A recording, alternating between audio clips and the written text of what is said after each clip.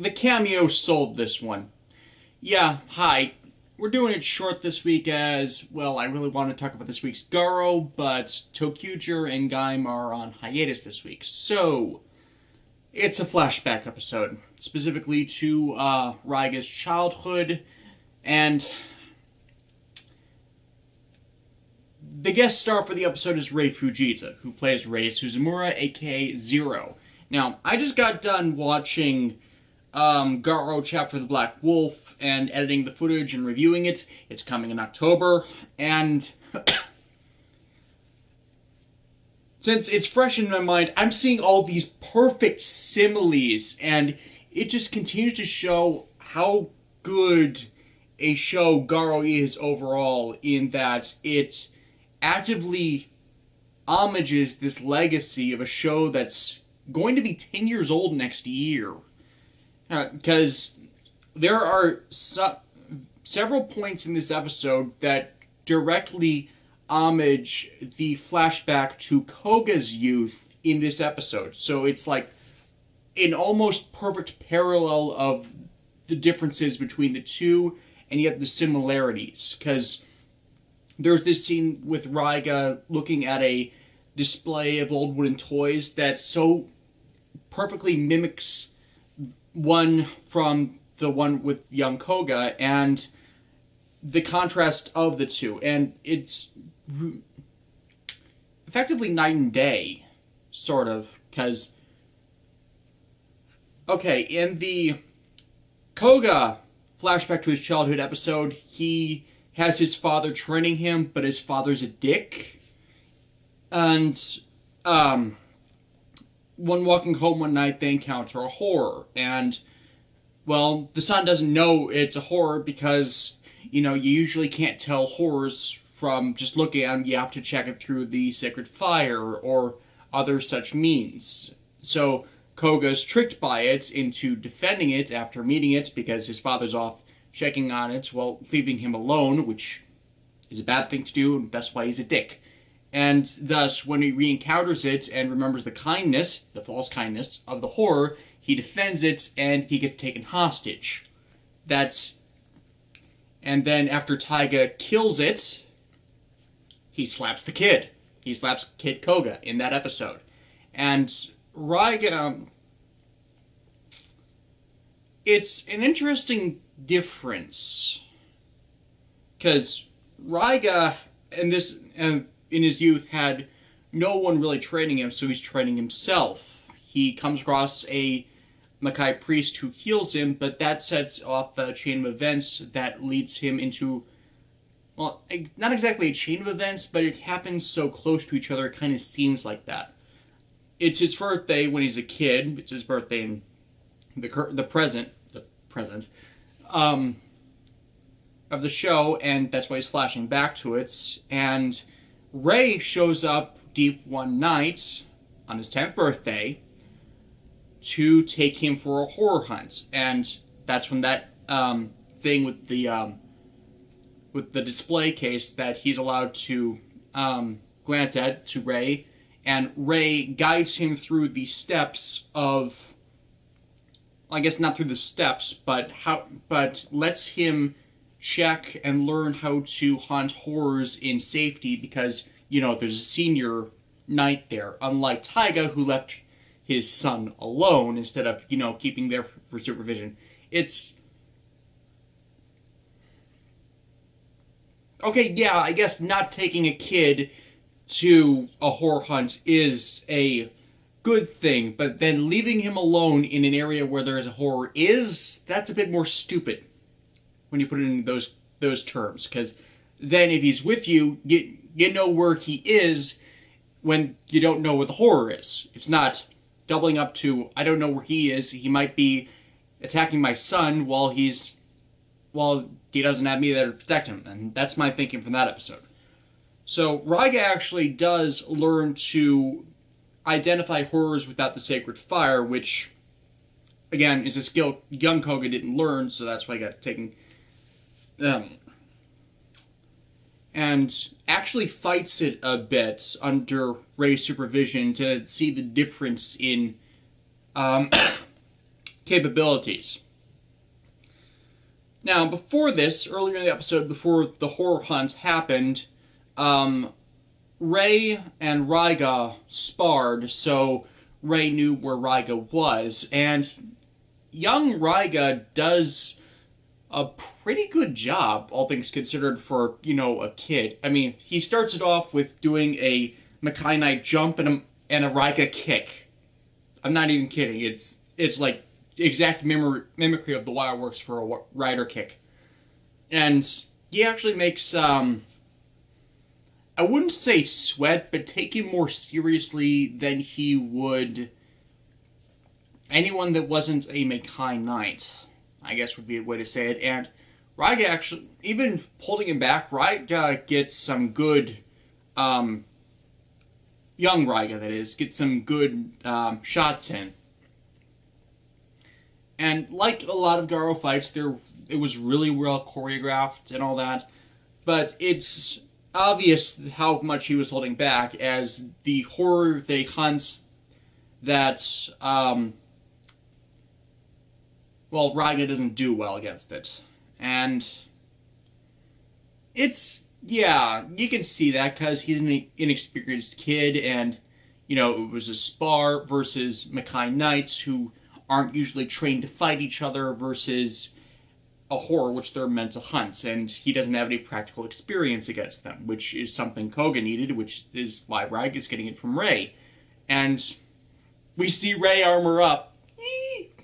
I got a good appreciation of Rei from Zero Black Blood that, doesn't carry over to my opinions of the original Garo run with him. It makes me have a soft spot for the guy.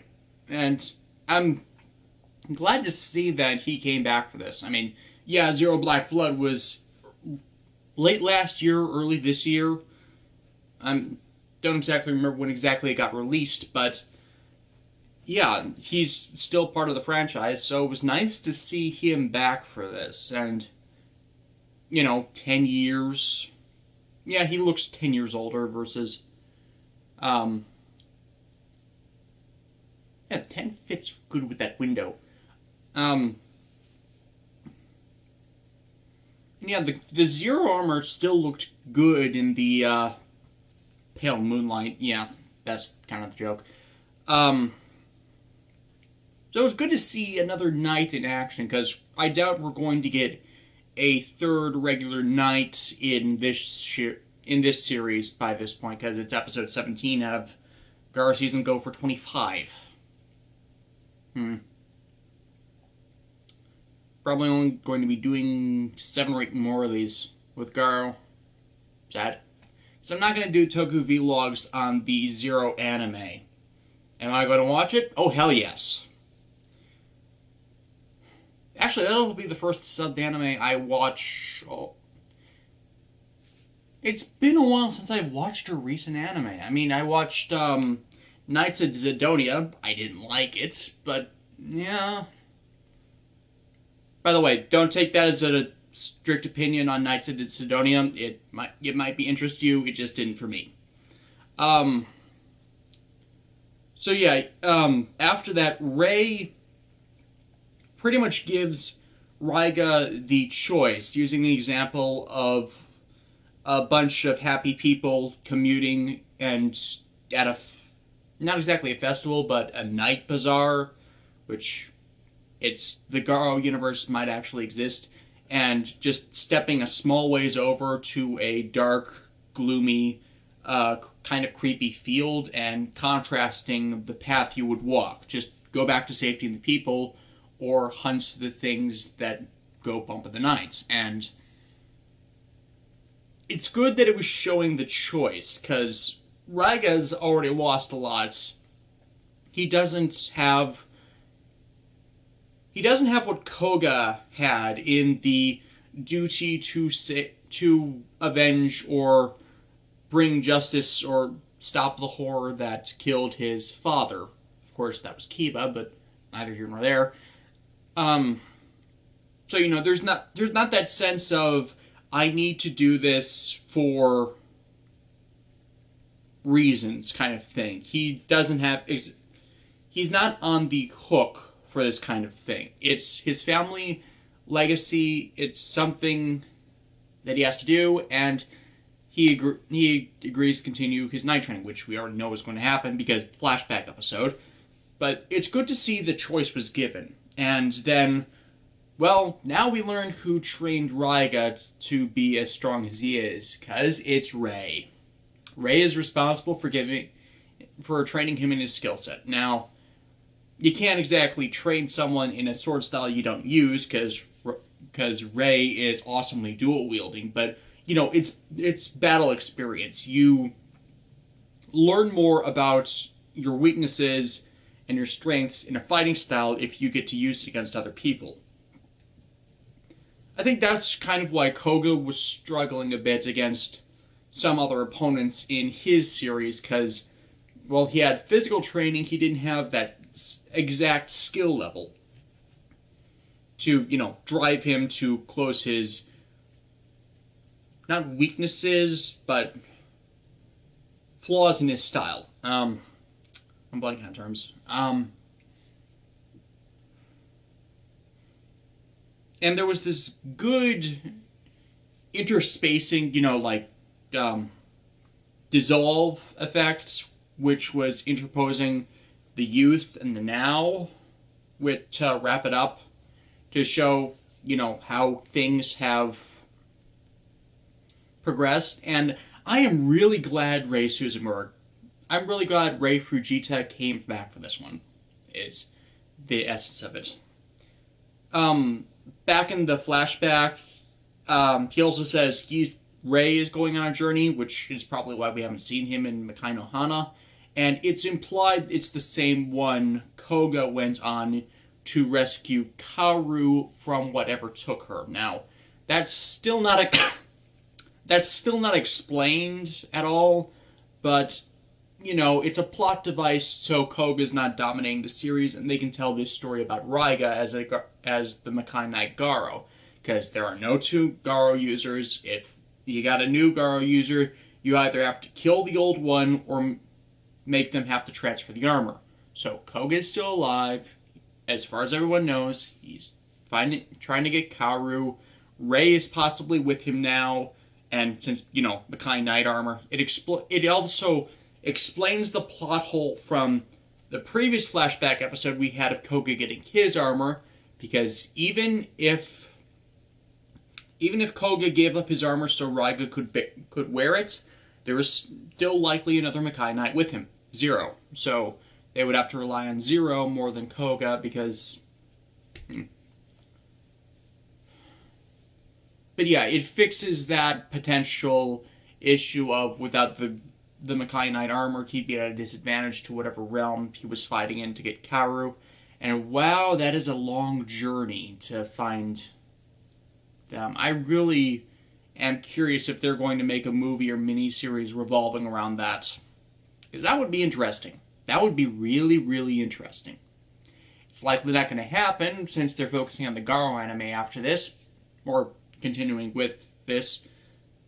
Actually, you know, there was a production diary snapshots from Raiga's actors' social media accounts, so they might just be shooting and editing these only a week or two in advance, or he took them a while ago and only got permission to put them up right before the episode, and I'm just babbling now. So, yes, good episode. Makai Priest... Oh, right, the Makai Priest, that was witnessed. I think that's implied to be Jabi, but I'm not certain, and her name is never stated, so... And it does look like the previous actress for Jabi, so I'm gonna say no on that. But it shows, you know, that Raiga was also kind back then, because for healing an injury of his earlier in the episode, he gave up a bell. He obviously... Actually, I don't know what was with the bell. It might have been seen in a previous episode, but I don't remember. I don't remember a lot of things. But yeah, the Makai Priest thing I was reminded of because preview showed a potentially rogue Makai Priest in the next one that they have to fight, and I'm not sure where they're going with that. So Gun will be back next week, as will Tokuger, and Garo seems to be chugging on to its conclusion. That's pretty much all I have, so see ya. That's right, how could I forget about the painting? The painting. Okay, the end of the episode is transposed. The end of the episode has a shot of this painting. Now, this painting is important as in the first episode of Chapter of the Black Wolf, the first episode of the Garo franchise, it revolved around Kaoru and her efforts to become an artist. And at the end of that episode, well, partially into that episode, Koga finds a painting of a village area that, has star swirls, a small bridge over a small creek, and a kind of, not windmill, watermill-like house right off of it. And it reminded him of the place he grew up. And later in the series, we see the exact scene that made him think of this, that he shows to her. And in the first episode, he bought the painting from her. He initially did it because he was trying to get her out of the area of horror, which kind of set up all of that series' events, but he actually does love that painting. He literally did buy it from her. Granted, we never see him actually paying her for the painting over the course of the series. I'm doing spoilers for my own damn review now, but it's continuity. That painting, 20, 25, 30 years on, is still hanging in the Saejima home. It is still beloved by Koga down the line, and is looked fondly back on by Raiga. And it is the last shot of a flashback episode to Raiga's youth that tries to connect things more closely to Koga's legacy that is Raiga. And, Rei there. So, it is showing that even though the main characters cannot be in the new series due to events and thus not making it their story, making it their son's story, they are still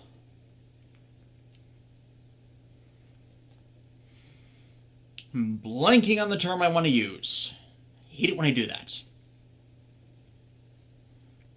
Legacy is the only word that keeps coming to my mind in this, and